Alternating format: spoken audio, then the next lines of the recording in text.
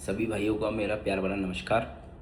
तो आज की मेरी वीडियो का टॉपिक है कि हम ऑपरेशन थिएटर टेक्नीशियन का डिप्लोमा करने के बाद सीएसएसडी में अपना करियर बनाएं या हम ऑपरेशन थिएटर के अंदर बनाएं। दोनों ही फील्ड अलग अलग हैं, परंतु दोनों ही फील्ड की जो क्वालिफ़िकेशन है वो एक ही है, ऑपरेशन थिएटर टेक्नीशियन। तो सबसे पहले मैं ये बताना चाहता हूँ कि सबसे पहले आप ऑपरेशन थिएटर का डिप्लोमा करें, अच्छे से पढ़ाई करें, जहाँ जहाँ आपकी ड्यूटी लगे वहाँ वहाँ आप ड्यूटी करें।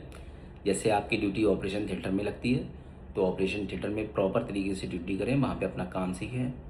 और आपकी ड्यूटी सीएसएसडी में भी लगती है, तो जहाँ भी आप जिस फील्ड में वर्क करें वहाँ पे जाके कोशिश करें कि आप ज़्यादा से ज़्यादा सीखें। बेसिक चीज़ों से लेके आप हायर चीज़ें तक वहाँ पे सीखें। छोटी छोटी चीज़ें कि आज कौन सा केस हुआ, उस केस की क्या डायग्नोस थी, उसके लिए क्या क्या इन्वेस्टिगेशन ज़रूरी थे। ये छोटी छोटी चीज़ें ना आपको काफ़ी ज़्यादा मजबूत बनाती हैं।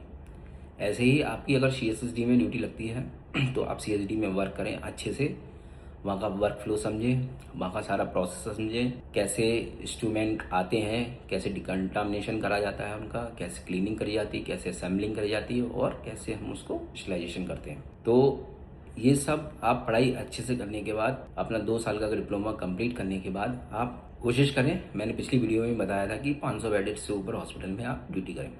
ड्यूटी ऐसी जगह पे करें कि वहाँ पे सीएसएसडी और ओटी दोनों में आप वर्क कर सकें। इसका ये फ़ायदा होता है, जैसे आप 5 ईयर का एक्सपीरियंस लेने के बाद जब आप निकलोगे, आपके एक्सपीरियंस पे जो मेंशन किया जाएगा 2 year experience in CSSD and OT, तो ये बहुत ही ज़्यादा ज़रूरी है। ऐसा मैं इसलिए बोल रहा हूँ कि आगे चल के आप किसी भी गवर्नमेंट बॉडी का फॉर्म फिल करेंगे तो उसमें क्या है कि आपको दोनों जगह की एलिजिबिलिटी मिल जाएगी। जैसे कहीं पे वैकेंसी निकलती है ऑपरेशन थिएटर की, तो आप ओटी के लिए भी इक्विवेलेंट हैं, एंड अगर कहीं वैकेंसी निकलती है सीएसडी टेक्नीशियन की तो आप वहाँ पे भी इक्विवेलेंट्स हैं, बिकॉज आपके जो एक्सपीरियंस लेटर है उसमें दोनों चीज़ें मेंशन है, ओटी टेक्नीशियन एंड सीएसडी। दूसरा, आप जब आप फॉर्म भर देंगे तो उस इंस्टीट्यूट का कोई सा भी इंस्टीट्यूट हुआ तो वो आपके लिए सिलेबस प्रोवाइड कराता है कि हमारे सिलेबस में ये सब्जेक्ट हैं और ये सब्जेक्ट से आपका क्वेश्चन पेपर आएगा। क्योंकि सीएसएसडी का और ओटी का सिलेबस में काफ़ी डिफरेंस रहता है। हालांकि जब हम पढ़ाई करते हैं तो पढ़ाई तो सेम ही रहती है, परंतु जब हम किसी कंपटीशन में अगर फॉर्म डालते हैं तो उसका सिलेबस बिल्कुल ही अलग रहता है। जैसे अगर आप ओटी की एग्ज़ाम की तैयारी करेंगे तो आपके लिए anatomy, physiology, pharmacology, operation theatre technician, practical work main important होता है। ऑपरेशन थिएटर का प्रैक्टिकल वर्क, जिससे कि सबसे ज़्यादा क्वेश्चन वहाँ से पुटअप होते हैं। और कोशिश करें, सबसे इम्पॉर्टेंट सब्जेक्ट है वो है एनेस्थीसिया। अगर आप किसी भी ऑपरेशन थिएटर टेक्नीशियन की वैकेंसी निकली हो और उसमें आप फॉर्म डालना है तो सबसे इम्पॉर्टेंट जो है एनेस्थीसिया। एनेस्थीसिया आपको A to Z आना चाहिए। अगर सीएसएसडी की वैकेंसी निकली है तो उसके लिए सबसे ज़्यादा ज़रूरी है आपके लिए सीएसएसडी का प्रैक्टिकल वर्क फ्लो, डिकंटामिनेशन कैसे करते हैं और स्टरलाइजेशन कैसे करते हैं, जैसे मैंने अभी बताया। सेकंड चीज़ जो इम्पोर्टेंट है वो है आपके लिए माइक्रोबायोलॉजी। ठीक, तो आप माइक्रोबायोलॉजी और सीएसएसडी के अंदर जो हमारे वर्क फ्लो आते हैं और हमको कैसे किस चीज़ का स्टरलाइजेशन करना है, क्योंकि स्टरलाइजेशन भी कई प्रकार के होते हैं, तो इसकी हमें बिल्कुल बारीकी से जानकारी होनी चाहिए।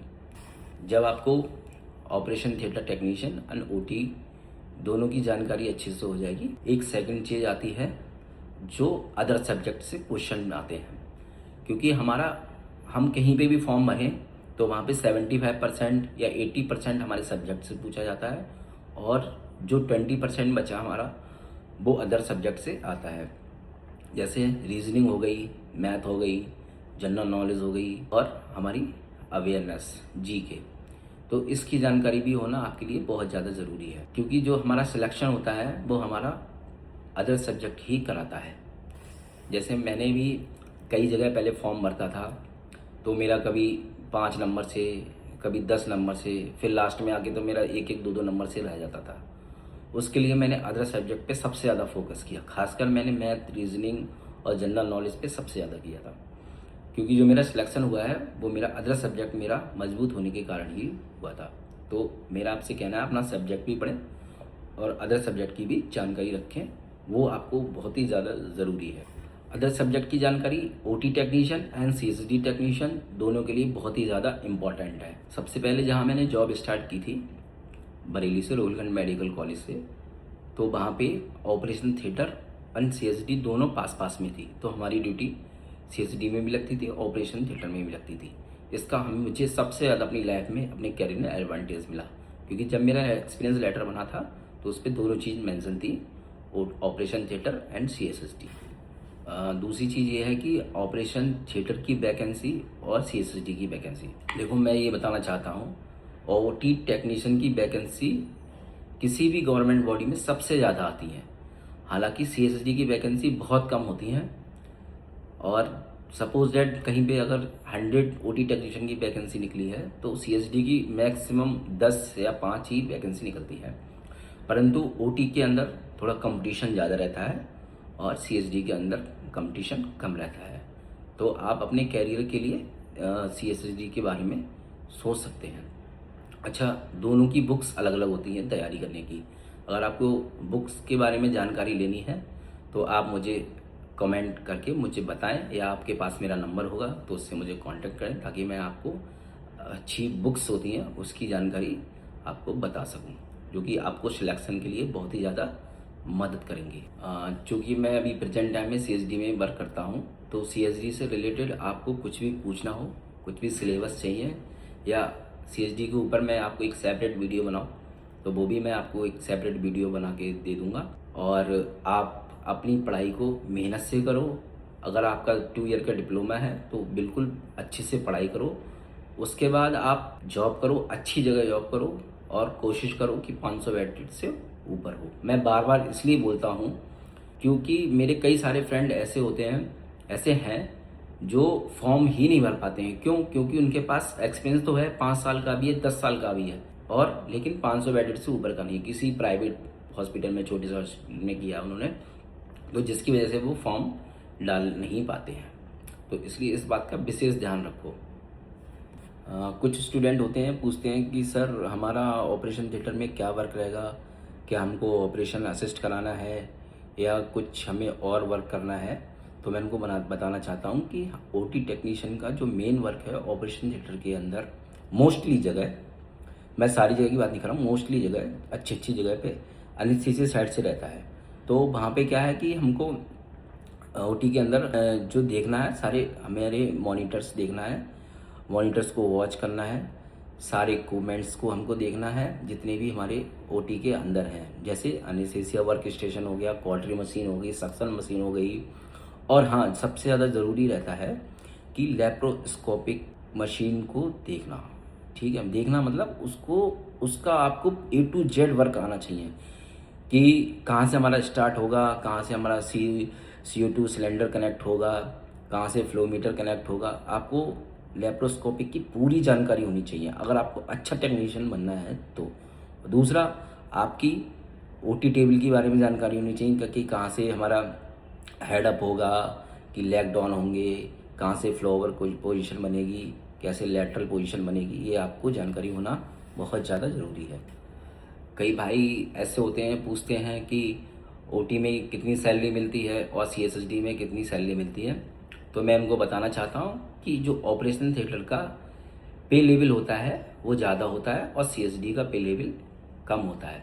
हालांकि अभी इस पे वर्क चल रहा है, आने वाले समय में हो सकता है पे लेवल सेम हो जाए, क्योंकि जैसे हमारे एम्स हैं, इंडिया एम्स, तो उसमें CSD technician and OT technician का दोनों का पे लेवल सेम है। और हमारी गवर्नमेंट बॉडीज़ हैं, वहाँ पे लेवल में थोड़ा सा डिफरेंस रहता है। हो सकता है आने वाले समय में और भी जगह, सब जगह ठीक हो जाए। ठीक है, तो हमारा जो पे लेवल रहता है वो 6 रहता है, और जो सीएसडी का है और ओटी का है उसका भी 6 रहता है। परंतु कुछ ऐसी गवर्नमेंट बॉडी हैं जिसमें ओटी का लेवल 6 रहता है और सीएसडी का 5 रहता है। उससे थोड़ा सा सैलरी में डिफरेंस आता है, ज़्यादा नहीं। परंतु सीएसडी में मैं फिर बताना चाहता हूँ कि उसमें कंपटीशन बहुत कम है। ओटी में कंपटीशन बहुत ज़्यादा है, क्योंकि ऑपरेशन थिएटर टेक्नीशियन भी कई सारे होते हैं, BSc OT वाले भी होते हैं, तो इसलिए कंपटीशन थोड़ा हार्ड हो जाता है और CSD का थोड़ा कंपटीशन कम रहता है। तो आप अपने ऊपर डिसाइड करें कि आपको किस फील्ड में जाना है। अगर आपकी रुचि है, अगर वो OT में ज़्यादा अच्छी है, आप OT की नॉलेज ज़्यादा अच्छी रखते हैं, तो आप OT की तरफ जा सकते हैं, वरना आप CSD की तरफ भी अपना करियर बना सकते हैं। दोनों कोर्स ही बहुत अच्छे हैं, दोनों की जॉब भी बहुत अच्छी है। कई हॉस्पिटल्स ऐसे होते हैं जहाँ पे OT टेक्नीशियन को ऑपरेशन असिस्ट कराना पड़ता है, पर जितने भी हमारी अच्छी जगह हैं, गवर्नमेंट बॉडीज़ हैं, तो वहाँ पे आपको ऑपरेशन असिस्ट नहीं कराना, ऑपरेशन नर्सिंग स्टाफ असिस्ट कराता है। आपको सिर्फ और सिर्फ जितने भी मॉनिटर हैं, जो मैंने अभी सारी बताई थी, जितने भी इक्विपमेंट्स हैं, उसकी आपको देख रेख करनी है। अच्छे से देखना है कि वो वर्किंग कंडीशन में है या नहीं है। अच्छा, और दूसरी साइड हम CSD से आ जाते हैं। तो CSD में तो चाहे छोटा हॉस्पिटल हो, चाहे बड़ा हॉस्पिटल हो, चाहे गवर्नमेंट बॉडी हो, चाहे प्राइवेट बॉडी हो, जो भी हो, उसमें सेम वर्क ही रहता है। बाकी की जानकारी मैं आपको अपनी नेक्स्ट वीडियो में देता हूँ। आपको कुछ भी पढ़ाई से रिलेटेड, कैरियर से रिलेटेड और कुछ भी जानकारी लेनी हो तो आप मुझको फ़ोन भी कर सकते हैं। मेरा नंबर ऊपर शो हो रहा है, और कमेंट भी कर सकते हैं। Thank you, have a nice day.